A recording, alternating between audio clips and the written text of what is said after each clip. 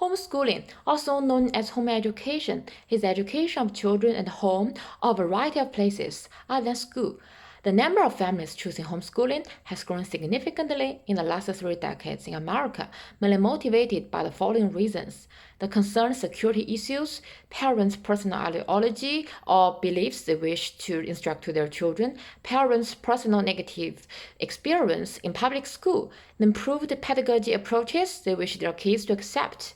On the other hand, Chinese parents share similar concerns, especially in the exam-oriented pressure their children suffer in the Chinese context. As a result, they began to explore an alternative learning form, homeschooling.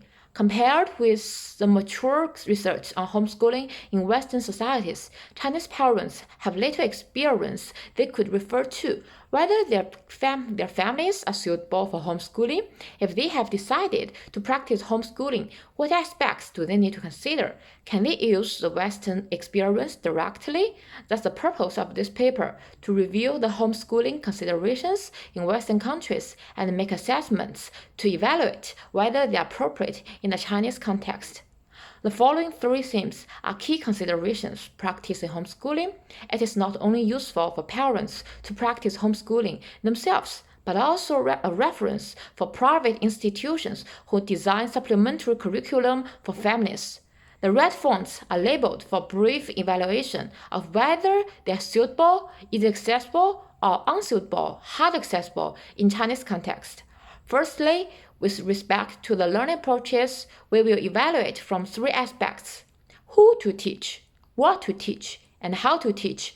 Based on the current development of homeschooling in China, most homeschoolers are mothers dominant, and there are few institutions and organizations to support homeschooler.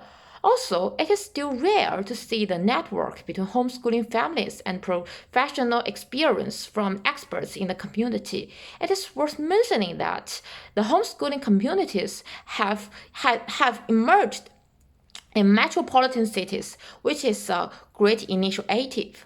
On the other hand, the learning material are very abundant thanks to the technology. The gap between the China and the Western societies from this is becoming smaller and smaller. Secondly, in the demographic characteristics, the factors to consider are similar in all countries. The parents' educational attainment, the family economic status, the parents' involvement, the number of people working in family, because research has reported that some of them are strongly correlated with kids' academic achievement.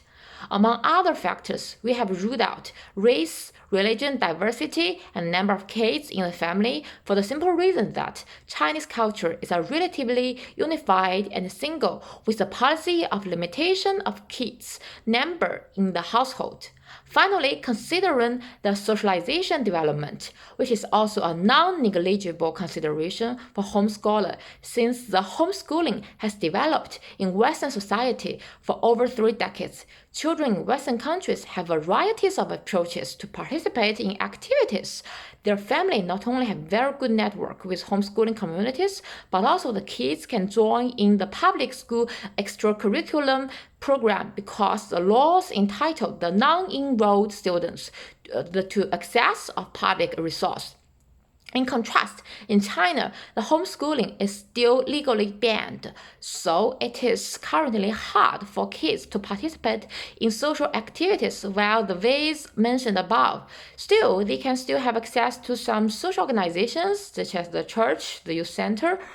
In summary, due to the current development of homeschooling in China, it is still not convenient for Chinese parents to practice. The laws are not established and the environment are not encouraging, but all of this cannot stop the trend of homeschooling in China. This paper hopefully can function as a reference for future homeschoolers. Thank you.